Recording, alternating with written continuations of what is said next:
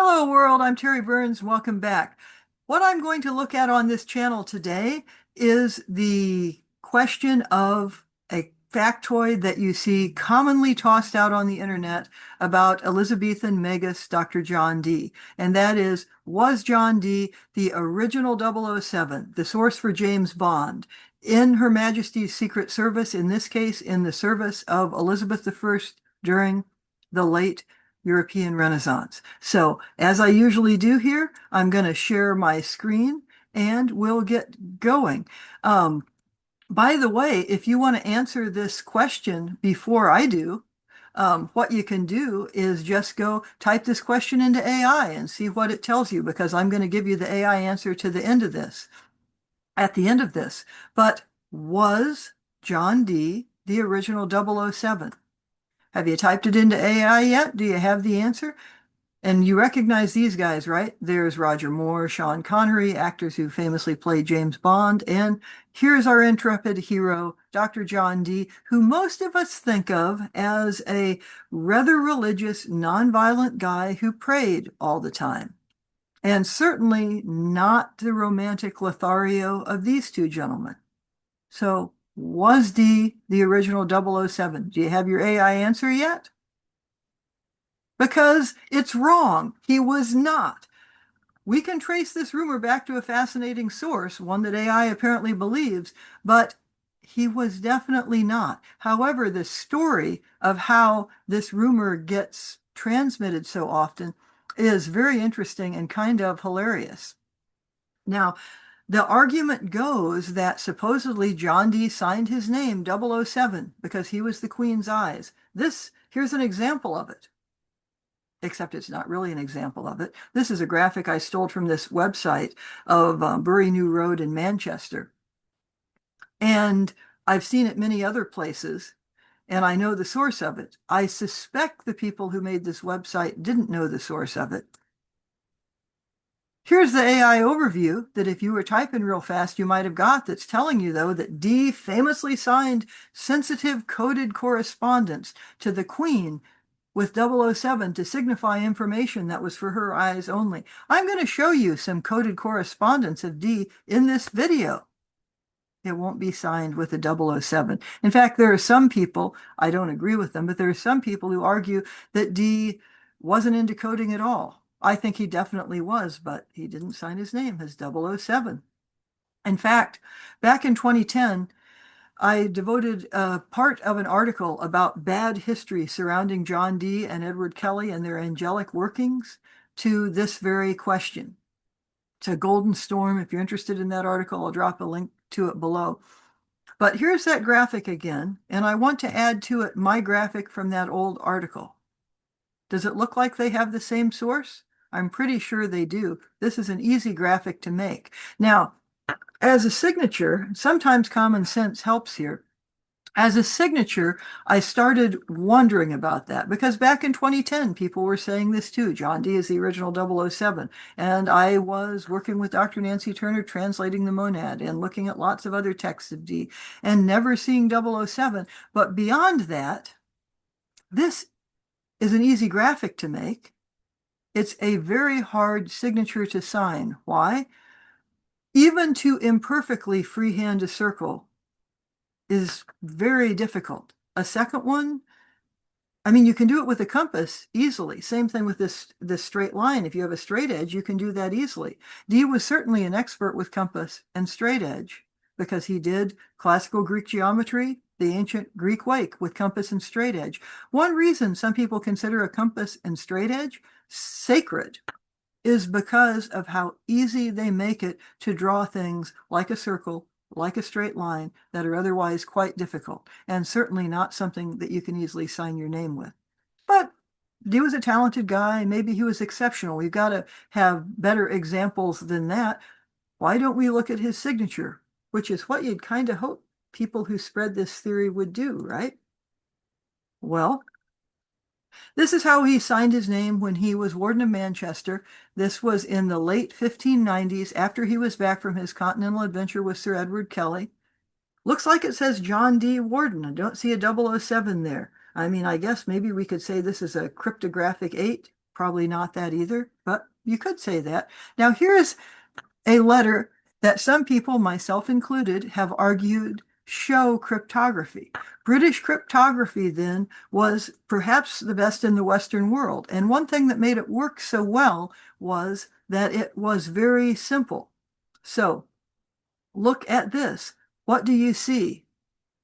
Well, maybe the letters in all caps, like opportunity, opportunity now, opportunity calling.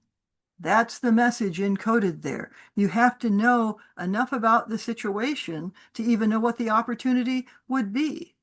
You find other letters saying, to meet someone, but you have to know the location and the time. So we could look at Dee and cryptography in a whole nother video. If you're interested in that, let me know. It's one have planned to do for a while. But in Dee's letters like this one, they don't jump out at you as being coded unless you're looking for something. And here's his signature down at the bottom. It says John Dee. A lot of people thought for years that his Enochian work, because it is in these grids, like they're called Cardan grills, that they were coded secret messages. No one's been able to decode them. There are some things like that work from Trithemius or the Book of Soiga that have been decoded. So he was interested in codes. Here's another of his signatures, though. Doesn't look like a 007.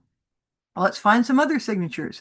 He had a famously large library, the largest in England, perhaps the largest in Europe outside of the Vatican. Here is a book by Conrad Gessner he's gotten from him in 1556, a thesaurus. There's his name. Doesn't look like a 007. Here's a work of Paracelsus.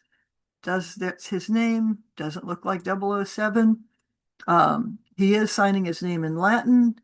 So it looks like it's in Latin, not like it's 007.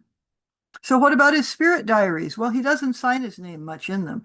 And you may have noticed in those last ones that he was really into putting this whirlwind under his name and a thing by the side. He also uses that whirlwind thing he loves to do as section breaks when there's like a mechanical break in what he's writing. This is the first page of Dee's writing in Sloan manuscript 3188, which is more commonly known as Dee's 5 Books of Mystery.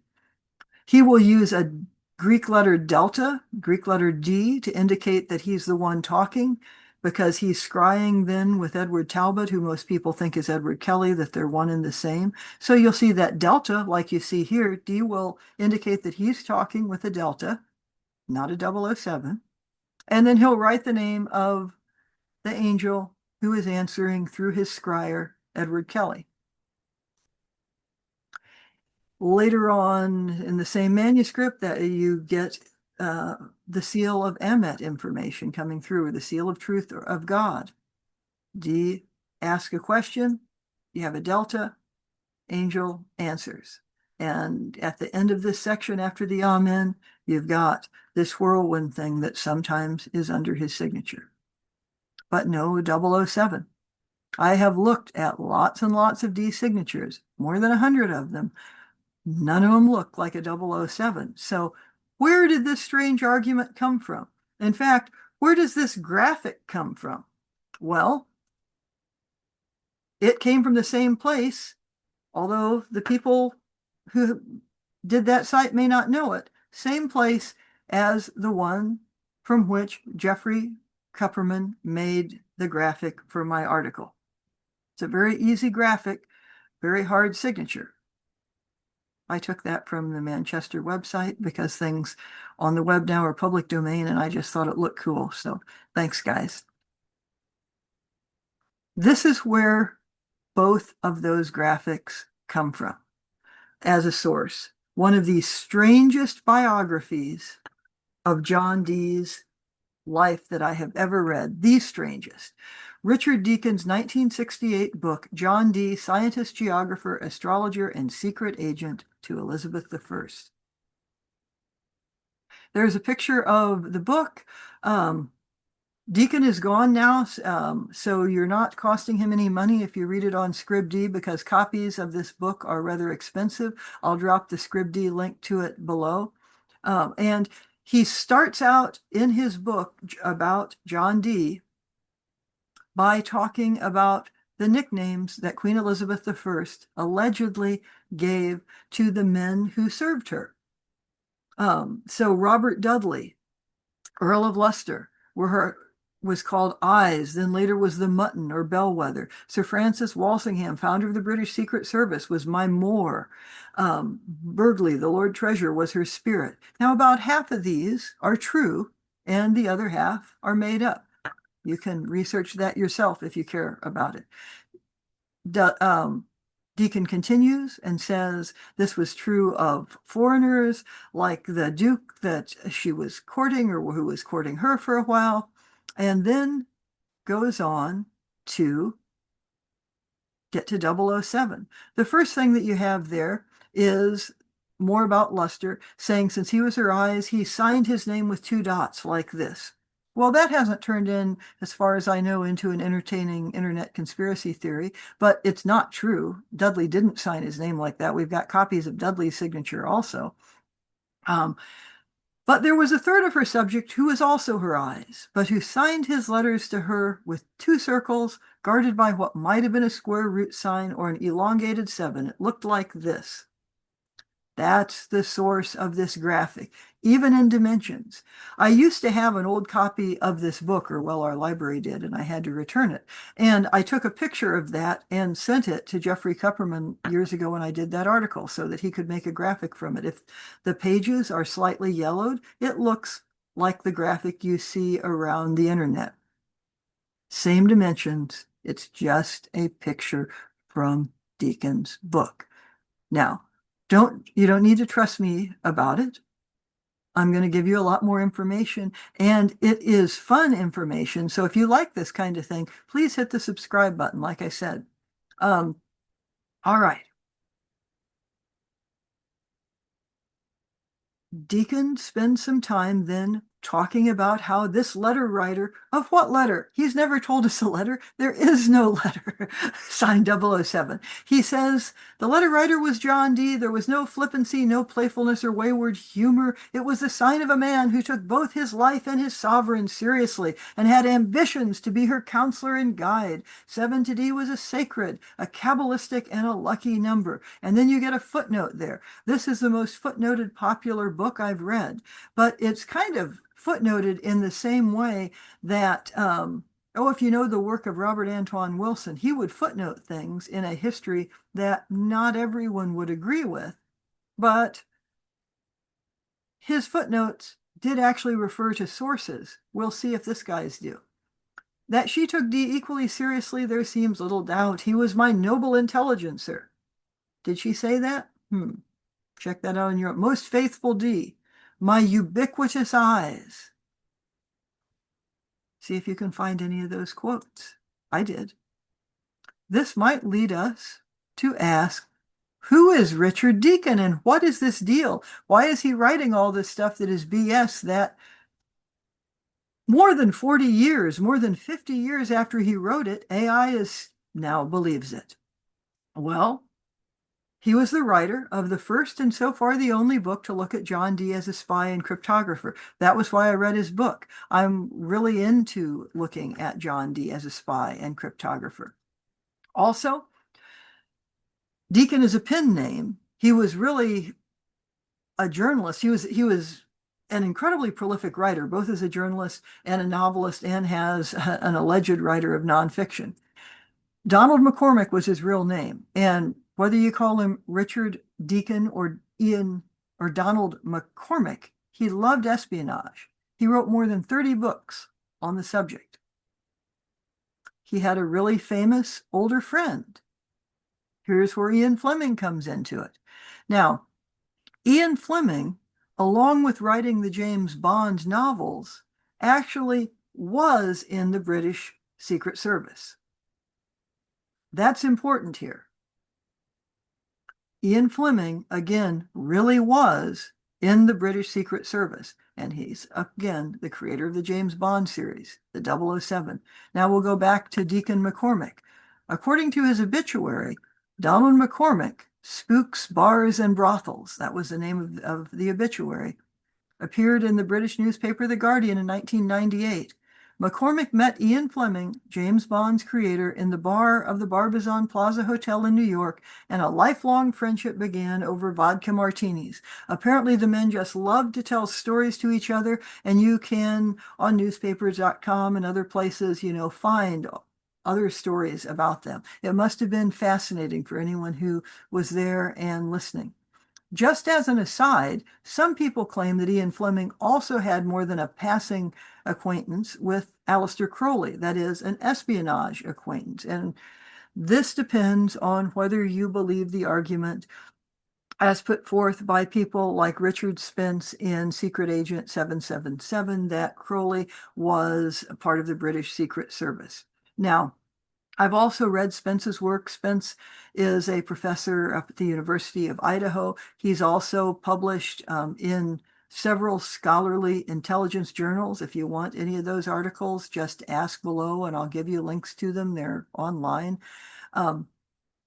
And I've heard some people say that Spence's work is purely speculative. It's not. It contains a lot of speculations. It's not purely speculative. He finds, for example, the file name from the CIA of Crowley's CIA file, which mentions a file name in the British Secret Service. Now, the British say that file doesn't exist or was destroyed during World War II. There are all kinds of little things like that. And when Spence is writing about, for example, Crowley in New York City in World War I, it's part of the effort to bring the United States into World War I. Those are published in scholarly journals where a lot of the other authors are CIA and FBI agents. So I tend to give Spence more credibility than some people do. But even Spence steps away from the idea of, Crowley was recruited by who to be in the Secret Service and Fleming was his supervisor? No, he doesn't speculate on that long. But he doesn't say it couldn't have happened. So we're way, way out with speculation here. Why do I even bring this up? I'll tell you why.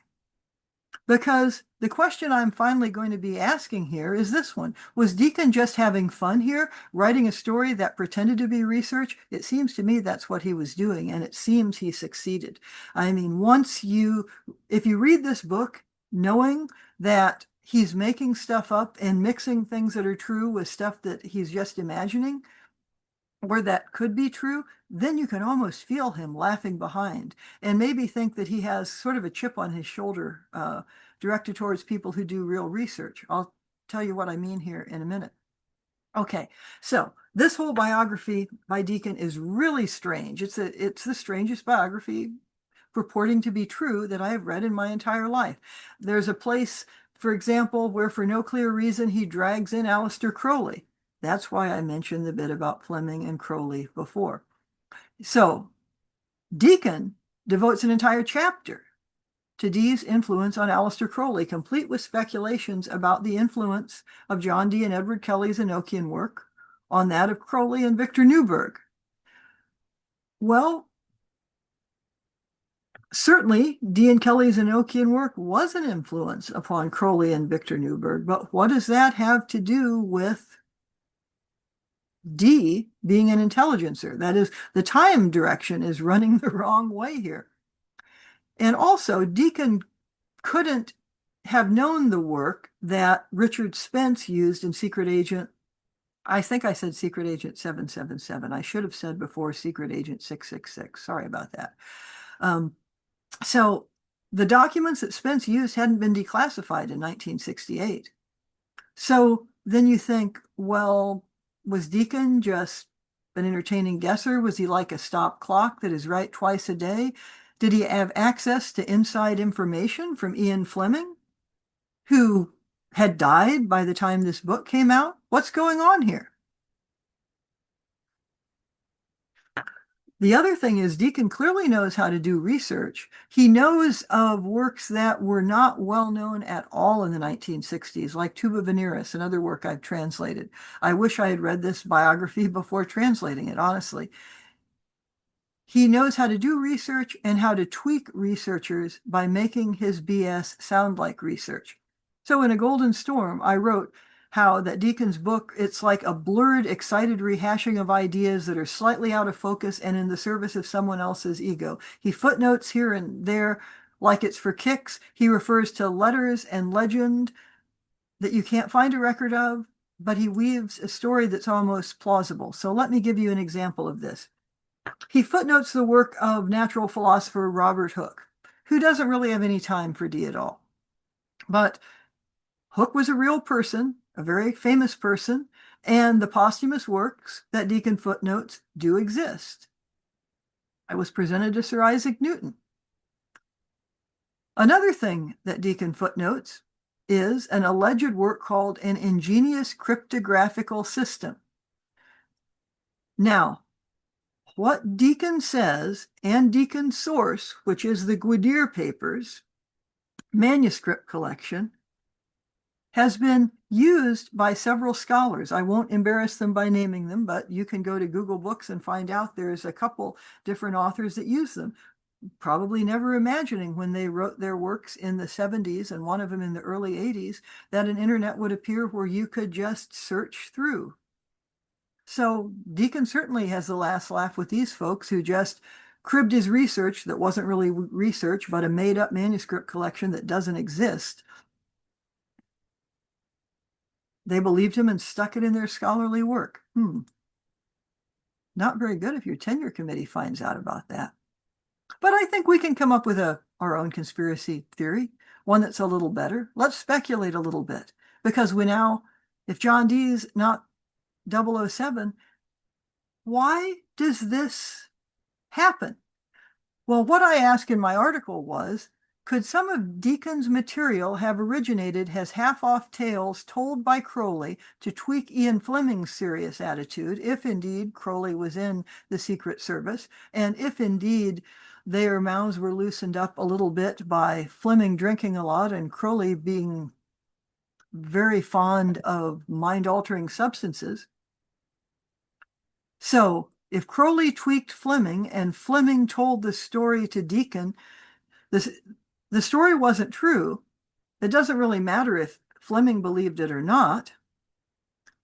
But this is an interesting way to conduct alternative research, just not very accurate. If Crowley, for example, really did have past life memories of being Edward Kelly, it's not even hard to imagine the intellectual side of Fleming's James Bond creation being influenced by Crowley remembering through his memories as Kelly of John Dee and thinking, like most people who write about Dee, that Dee had to have been an incredible genius.